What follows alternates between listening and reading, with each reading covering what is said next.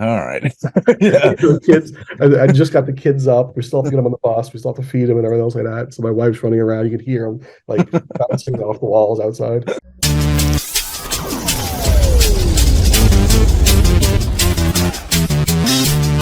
Is that a So cybersecurity thing? Is that it's cybersecurity. So Chief okay? Information Security Officer. There is no misstep in terms of what the company vision is, the company direction, the company culture code.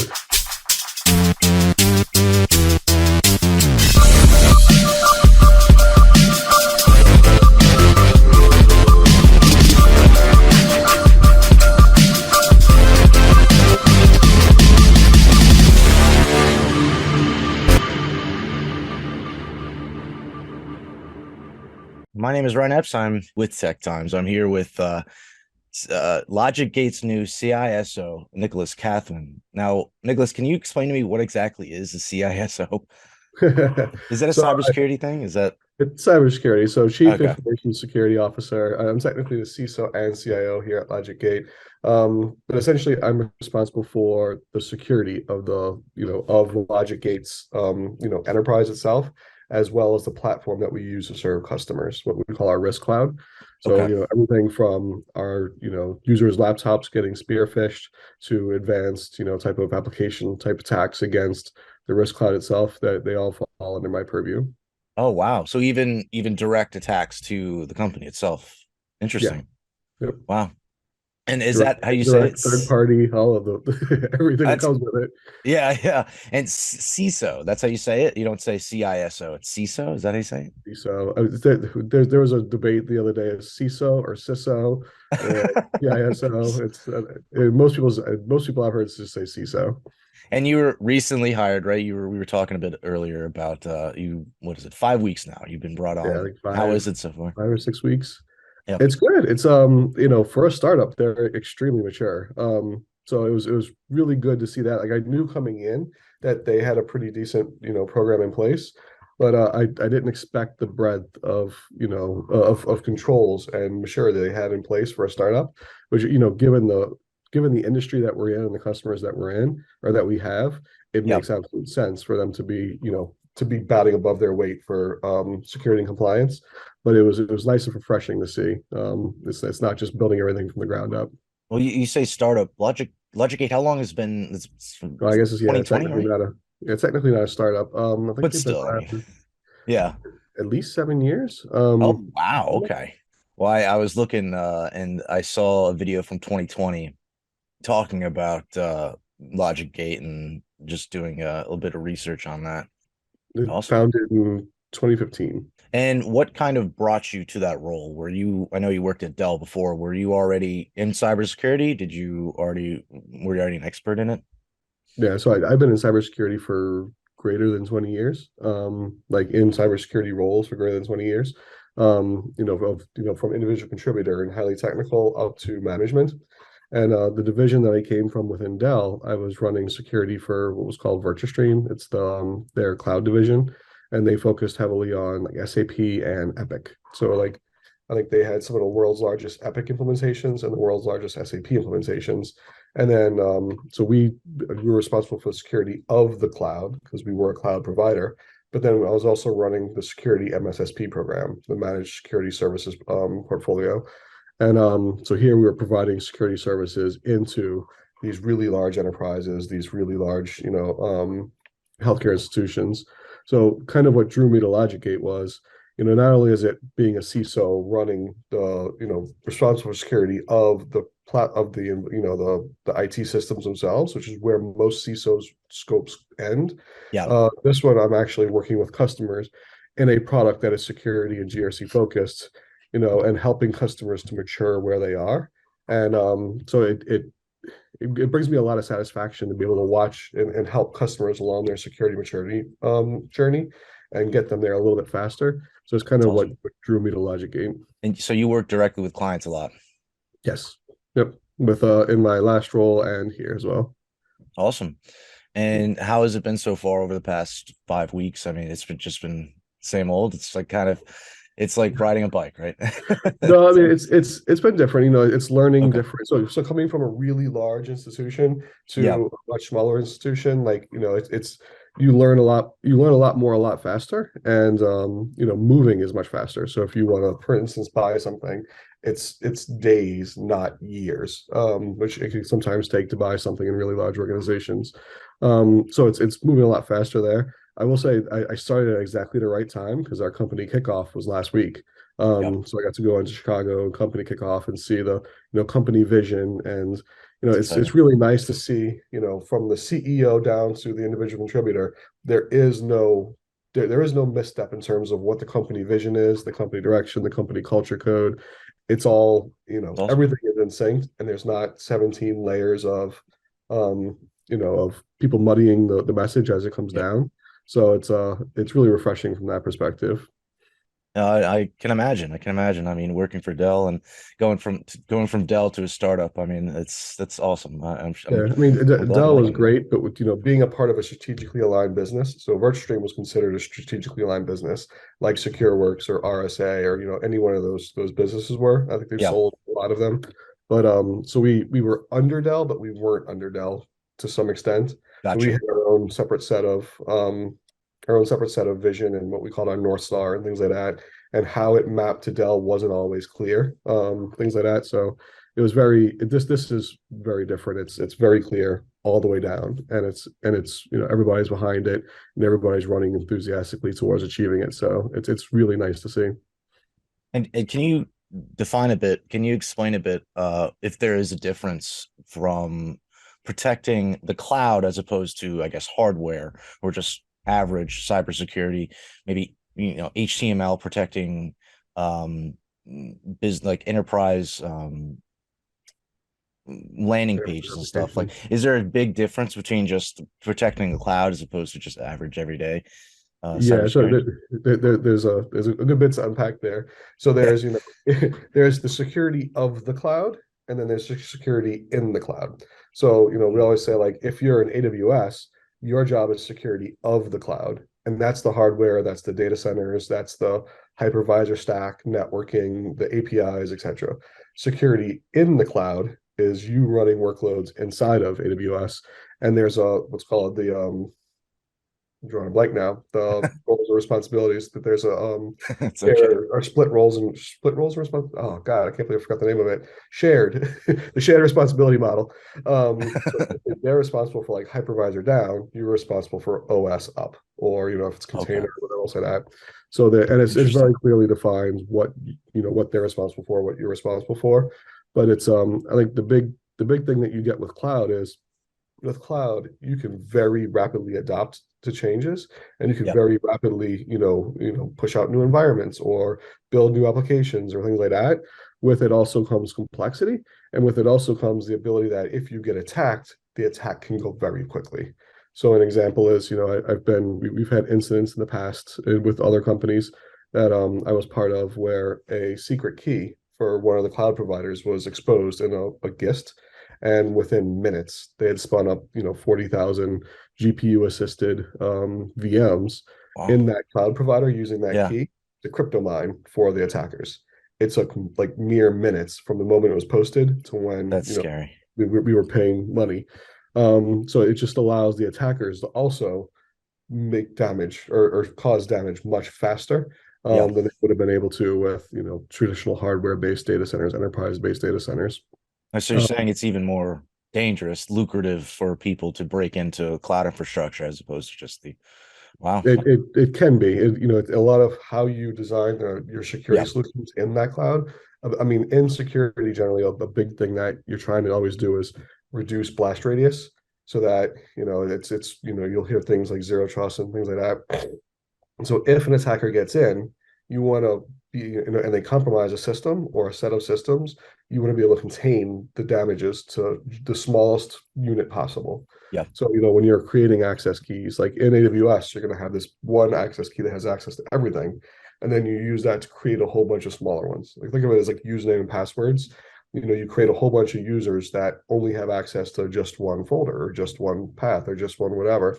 And then that way, if one of those gets compromised, all they can do is, if it's ransomware, encrypt just that one path, not the entire global, the entire organization's data.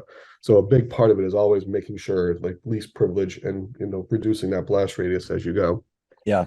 That's different than like what you're talking about HTML security and things like that. That's application security Yeah. and product security, which is, think of AWS or security in the cloud as kind of the execution environment. And then you've got your code that runs on top of that execution environment. So, think of it, it's easier to unpack if you're looking at a shrink wrap piece of software, like something that you buy on a physical DVD or whatever it is. The application security is the security of the code that you're building that application. And then once the user buys it and installs it on a server, the server is the execution environment, whether it's the cloud or a physical server or their laptop or whatever it's going to be.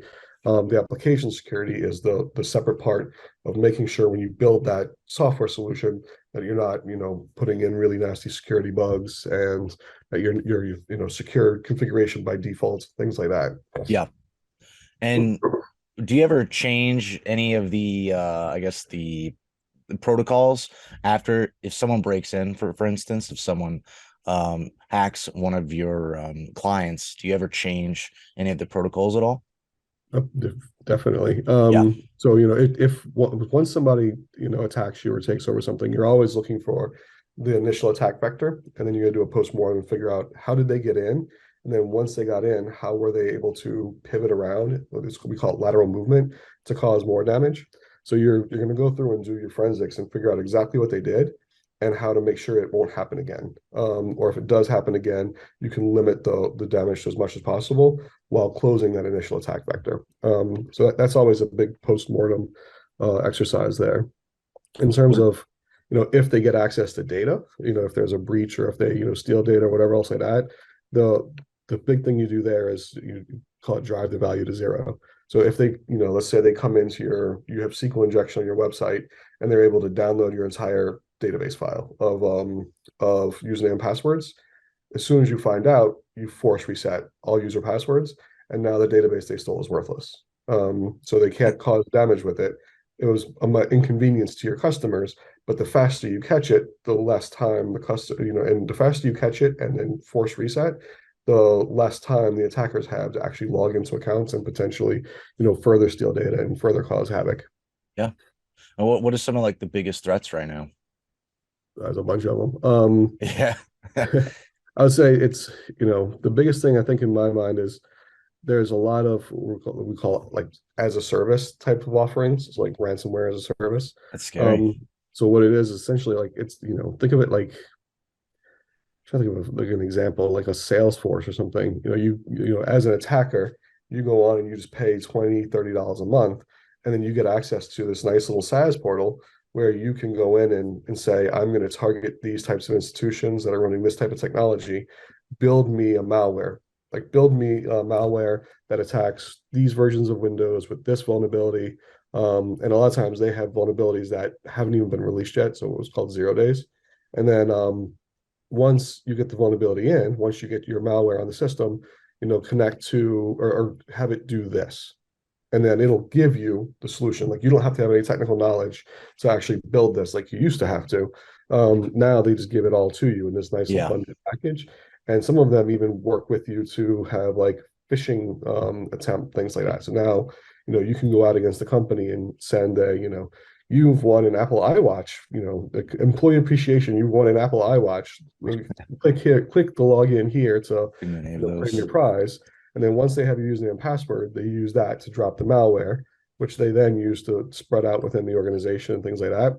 And the ransomware as a service platform, like which actually has 24/7 like phone support and everything to help you, Yeah. will handle all of the payments, will handle the encryption, will handle all of the C2.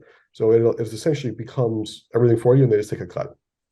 So if, let's say you get It's into scary. company XYZ and encrypt 1,000 systems and they pay $1 million in ransom, the ransomware as a service will take a 30% cut, and then they'll handle securely sending like in a non-traceable fashion, sending the other 70% to whatever, Bitcoin or, or crypto mining or cryptocurrency that you choose so that you don't get in trouble for it.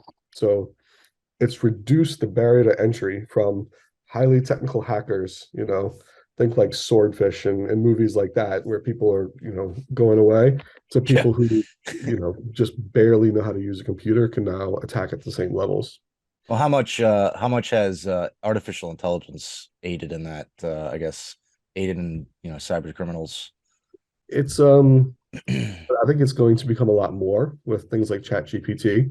So Yeah. like Chat GPT has the ability to like completely craft phishing attempts and then give you the source code to build the website to send them to. It's actually it's impressive what it can do, but it's scary in the wrong Oh yeah. hands. So I think it'll change a lot with Chat GPT.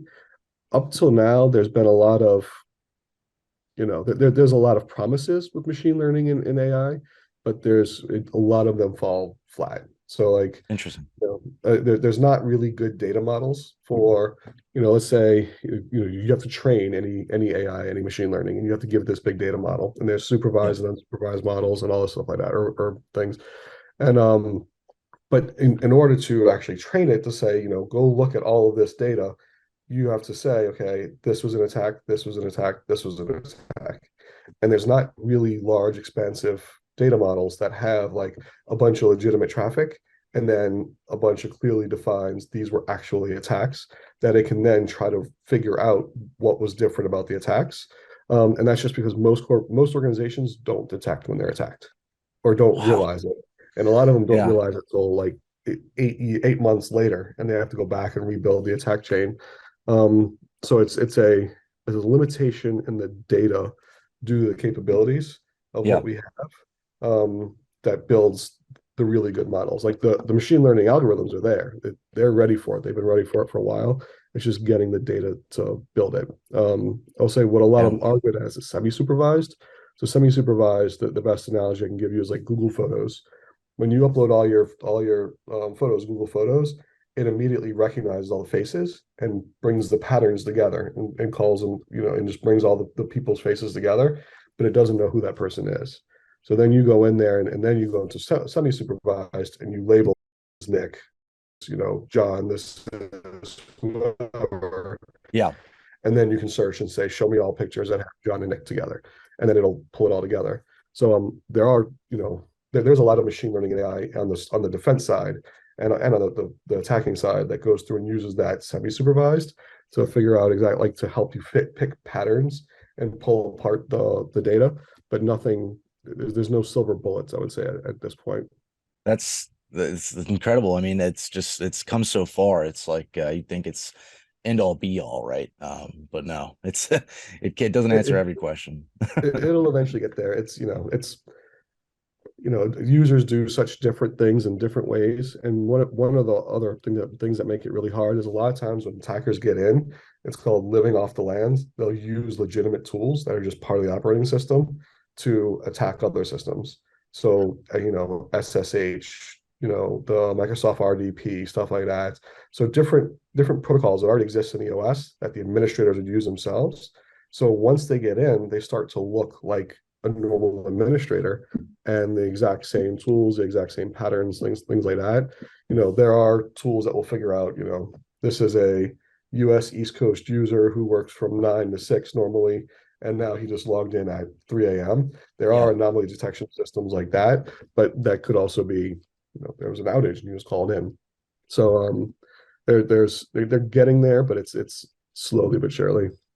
And what would you say the most, I guess, popular forms of attacks are right now? Like you were mentioning ransomware earlier, and people asking for, say, $1 million in Bitcoin, as opposed to maybe stealing information. I know they kind of fall in the same category. Maybe they'll steal information for money, but um, or even just steal money outright. But what do you see as more common? Do you get more people asking for $1 million to get their information back, or just stealing information and keeping it, or even Well, I just mean, staying in the back end, right? I mean, yeah. So I mean, it's a mixture of all. Like ransomware is definitely probably the most visible because you can't ignore that it's happening. And then with ransomware, there's also what's called triple extortion. They ask for $1 million to unencrypt your systems, and then they ask you for another $1 million not to share your data with everybody. oh my god, And then then they email all the customers and say, we're going to share your data, pay us again. So essentially they get paid three times, and there's different, like slight different variances in how they approach that in different ways. So that's, I would say, one of the biggest ones. And I think with with like the economic downturn from COVID, and a lot of these countries that have really strong math and science curriculums, this has become more profitable and more prolific because of, now you've got all these countries that are, having economic hardships, and this, you can get paid a lot of money, many It's years of lucrative. salary with Yeah. very little knowledge, and essentially provide for your entire extended family really easily. That's a big one. Another one we see all the time is like just stealing credentials. If you put a Windows or a Linux system on the internet and you open SSH or RDP, instantly it's getting attacked. And they're trying to log in with, known username and passwords. Then they start trying to brute force and things like that. I mean, it literally takes seconds, especially if you're in a cloud environment. And we set up, a lot of times we set up what's called honey pots and tar pits and things like that. And we literally just put them up there just to go see. Yeah. And we See first who's started gonna. off, we're like, we're gonna, create a list of all the IPs that are trying to break in, and then use that to block like what's called BGP black holing the IPs for everything else. That they can't, if a customer comes in and puts in a, an insecure configuration, we can at least protect them from that matter. And it was like thousands within minutes, like thousands of IPs within minutes. It's Um, crazy. and then once they get in, whether that goes to ransomware, or another big thing that happens a lot is crypto mining. They'll, install a crypto miner on all your systems and push it out that way, and, get themselves money. But there are others, like, going back to the as a service, there's other as a service type offerings where they just provide initial infection. So they'll, use whatever methods possible to get into, like, company XYZ, and then once they get a foothold, they'll just sit there quietly, and they won't, do anything to get detection. And then they'll sell down the black market to somebody who, went to the ransomware as a service that now has their payload. You can go in there and pay, $1,000, $500, whatever it is, and they'll give you a compromised user inside of that company that you're looking for. And it kind of closes the gap. And from there, the ransomware actually takes over. So it's Yeah. also another big business model that on the black hat side. I'll never forget. This is kind of just a story. I think it happened last year when Rockstar Games got hacked, and they had most of their next game, Grand Theft Auto 6. They had most of that videos and stuff released, and the hacker was like, I am going to release the source code for GTA 5, the previous game. Who's like, what's the highest bid or whatever, and it took maybe a week or two before the kid was found. It was a young kid, apparently he was part of Lapsus, and he's part of like a group. And it's crazy how young these kids are half the time, and Yeah. how just and the parents. I'll never forget, the parents were like, oh, we just thought he was playing games on his computer. It's like you just never know. It's just like you never know what's going on. So I started in computers when I was 7 years old, roughly. And this is back when there was still like MS DOS. There wasn't, Yeah. you weren't given an iPad that was Yeah. kind of really intuitive. It was, type in a whole bunch of commands, shift around, do things like that. There wasn't a GUI really. Yeah. So I started, it was like DOS 2.1, 3.1, really, really long time ago. And then by the time I was 13, we were running, like, prior to the internet, it was called BBSs, so bulletin board services, and or bulletin board systems. And this was essentially like a bunch of phone lines. Like, we had servers that would host a bunch of phone lines that people can call into and, chat with each other, download files, play games. There was like mud games, there was Wolfenstein 3D, Yep. Doom, things like Doom. that, like way back Adventure, when. right? And like looking back, like from 13 to 15, we ran Louisiana's like number one BBS. We had 18 phone lines as 13-year-olds. And That's so cool. we were writing code. Like, so there was another, I laughed that it was the world's first intrusion detection. There was another BBS that was run by an older gentleman that was number one prior to us coming in. And it was kind of like, you would give other sysops, like the admins for the different Yep. BBSs, access to yours, and they would do the same. It was kind of just like a gesture of good faith or whatever. And so he wrote essentially a malware that would go in and crash our nodes. And this is like back in the DOS days, the extensions, and I think still even now, and the extensions, it would if you submitted a command without an extension, it would process the commands alphabetical order. So if there was a .bat, it would go first, then a .com, then a .exe, whatever. Yep. And so there was a script whenever you would upload a file to us that would PK unzip it and check for viruses. And then if it was clean, it'd put it into like a unclassified folder. And then we'd have to go move it into this is a game, this is an image, this is whatever. And so you uploaded PKNzip bat that runs before pknzip.com, and it would crash our nodes. So we ended up changing the source code and writing essentially something that if somebody uploads pknzip.bat, it would alert us immediately to see who was logged in and else like that. And this was, I mean, this was just 13, 14-year-olds. That was the So it's, early point of your capability, career a little bit there. capabilities for our Yeah. yeah. Well, the capabilities for young people to do stuff is, I mean, we were we were the second internet connection to the state of Louisiana. Like That's LSU crazy. had the first one and we were the second one. So we were 14-year-olds charging the adults $75 a month to access the internet through our To play Doom, BS. right? Kids can do a lot of damage if they wanted to. Yeah, yeah, for sure. No, absolutely. Now, bringing us back to modern times, the are there any ways that you would say if like a professional, cybersecurity professional, even just congresswoman, anything is watching, well, what are some ways that like we can actually bring some better eyes on cybersecurity right now? Because I feel like it's not getting as much love. What are some reasons though you can see that would further goalposts, I guess, in law enforcement or just in general? Yeah, it's a good question. I mean, from a macro perspective, it's really focused on the economics of why people hack. So if you can cut down on if you can cut down on people claiming money through ransomware attacks, they'll stop Actually doing it. getting Yeah, actually funding, yeah. actually funding it. So if there was ways to trace where money was going and take it back and things like that, it would cut down on a good bit of what they have or like what actually happened. So at an extremely macro level, figuring out the economic drivers, like why are people stealing IP because they want to reproduce it or sell it or whatever else like that. Why are people doing ransomware because they want money? Yep. So at the Congress layer and the really upper echelon or the really higher levels, focus on the economics and try to cut off the economics, and then that'll essentially bring down a lot of the noise. There'll always be people who hack. There's always people who are curious. There's always people who want to get in there and do stuff. For security professionals, it's really, the biggest thing that I've been saying lately is embrace the attack, like or embrace the incident. You're going to be It's gonna attacked. happen. It's going to be successful incidents.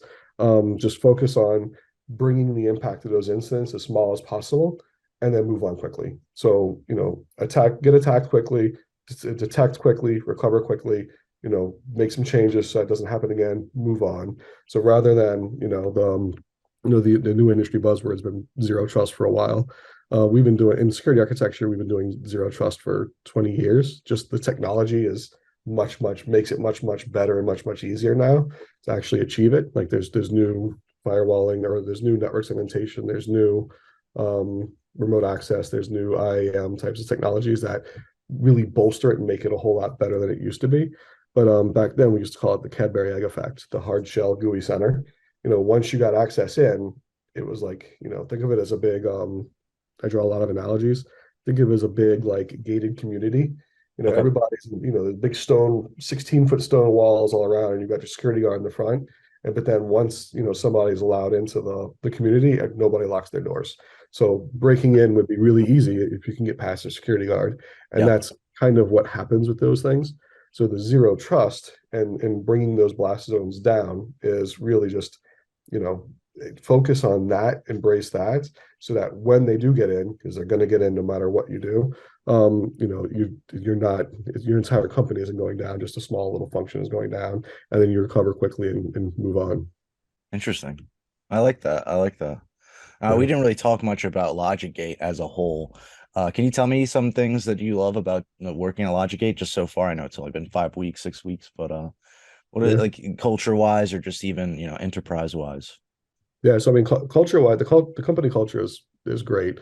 They've got their culture codes, and we during the company kickoff, they brought in Second City to do it's like a improv place in Chicago, he does like these weekly kind of State of the Union addresses and just drives culture codes constantly.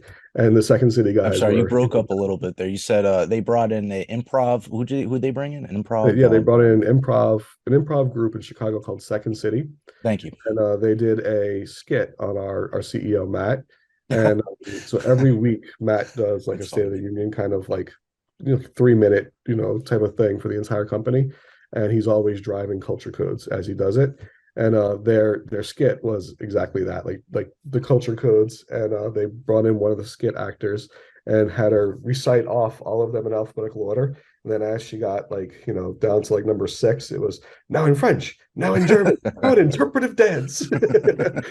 So, the company culture and the company culture code is very, very strong. And they've, from the executive level down, they very much believe in it.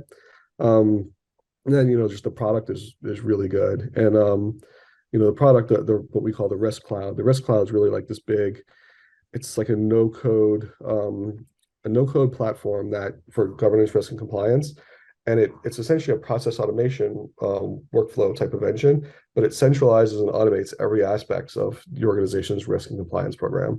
And then it allows you to link, a risk to a vulnerability, to a control objective, to a compliance control. So you can really see across the entire landscape what's happening, how they're all tied together. And then as you have an incident and it shows something, you can reclassify and it'll change the entire workflow for you because they're all connected together.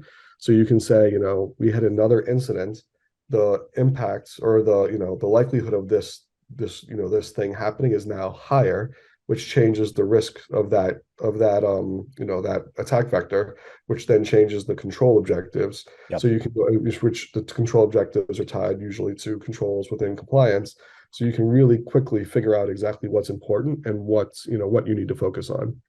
And from a security maturity perspective, that's huge. And Yeah. the example that I always give is, early in company security maturity journeys, they usually don't have any security people at all. Like it's just kind of like a company starting off, or even a company that's been around for a while that's just starting to secure their systems.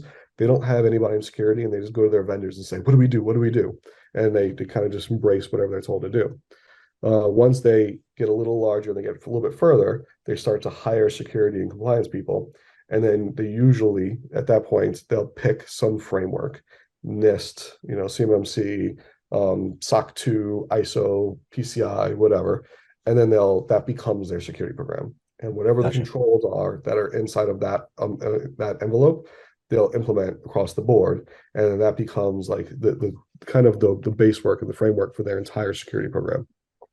And then as they, get further along in their maturity journey, then they start, and part of like ISO and things like that is you have to have a risk management program. But it's very, it's kind of just a checkbox control. You do it every 2 weeks just to show auditors that you have a risk management program, but you're not actually using it to its full potential. And then as companies become more mature, they're looking at those risks and they're saying, you know, we're a website that has public data. Like we don't have a lot of sensitive data, and we spent 300 grand on HSMs and encryption technology to protect the data that you could have just downloaded from the website for free. That was probably a bad investment. And then they'll start looking at the risks and they'll say, okay, this risk is, this is what we deem risky. Here's what we're going to do to reduce the likelihood and the impact of it and things like that. And here's how we're going to monetize like what the risk is to our business. And Risk Cloud, it does that extremely well. Everything from tracking the risk to tying everything together, but then it also quantifies the risk. So it'll actually say, this risk based on the characteristics and the open fair model, on the low ends could cost you this if it was exploited. On the high end could cost you this. It's most likely going to cost you this. So now you can translate, all of that to the CFO, to the chief marketing officer, to the CEO, to the board, and say, look, in cybersecurity, we've got a lot of terms. We talk a lot about a lot of different things. But when it comes to like the chief revenue officer, he's worried about loss of leads. He's worried about loss of revenue pipeline. Yeah. The CEO is worried about, loss of revenue in general. The CMO is worried about brand reputation. The chief financial officer was worried about annual loss expectancy. So it's just different ways to phrase the problem to different people. And I think Risk Cloud does a really good job of helping to bridge that gap and helping companies like helping CISOs like me figure out what's the most important, what they need to do, and stack rank it, and how it's all connected, but then also translating that out to get broader buy-in from the organization. I hear you. And now it's not Risk Cloud. It's not just targeting the cloud. It's the whole infrastructure, right? It's the whole infrastructure. It's your entire Cool. security program. It's called Risk Cloud. So you put any risk into it. So it can be a cybersecurity risk, it can be an operational risk, it can be an HR risk, it could be whatever else like that. So it's just we just call it Risk Cloud, but it's not only for cloud assets. I hear you. Yeah, yeah. And then how does it work? So does a company call you up and say, "Hey, we are looking to kind of beef up our security. Can we talk about numbers and can we kind of is it like you guys give them a platform and they download something? Like how does that work? How does it work from a client Yep. perspective? So we generally give them a access to the platform, and then usually we give them there's like some implementation services to set it up to Yeah. get them going right off the back. So we've got a bunch of pre-canned type of, if you need PCI, it's pre-canned, ISO is pre-canned, risk Yeah. management is pre-canned, but it's every company does things a little bit differently. So we've got like a quick start and then a custom type of solution where we'll go in and say, okay, our team will learn your processes and then change the risk cloud to follow your processes. And then where processes maybe don't exist or don't aren't best practices, they'll say, here's the best practices for that. Do you want to change this process before we implement? And they kind of act as the subject matter experts and almost like consulting to say, Interesting. here's, based on how we've seen 500 other customers do this, here's a way that works really well. You're doing it slightly different, and here's some of the problems with that. We're happy to go both ways, and it helps customers, especially customers that are like still coming up on their security maturity model, like work towards better best practices and better processes. Because in the end, it's all just people, process, technology, and the processes really drive the people and the technology, and so that's where that is. So Awesome. it's in general, like they come to us, we implement it, and then we'll check back in afterwards and say, what do you like about it? What don't you like about it? Make some tweaks and changes to it.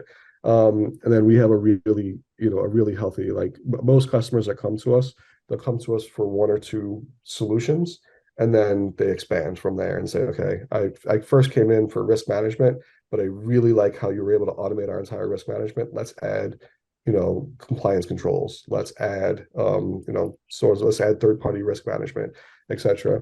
And then from there, it's kind of the same thing. We'll come in and we'll help implement that, matching with the processes they already have in place. And Awesome. essentially, the more you have, the more you have, the more it all ties together. The more Yeah. you can track, a vendor risk to an internal risk to a risk register to etc. But it's not like necessarily every company needs everything, right? No, I mean, yeah, like if you're not targeting, for instance, a like federal contracts, you don't need our FedRAMP modules, for Yeah. instance.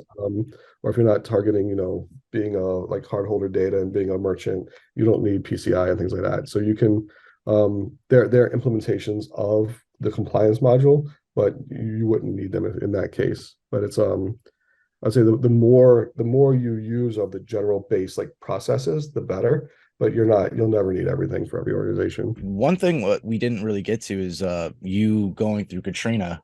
Did you want to talk about that a little bit or how that impacted you going into cybersecurity?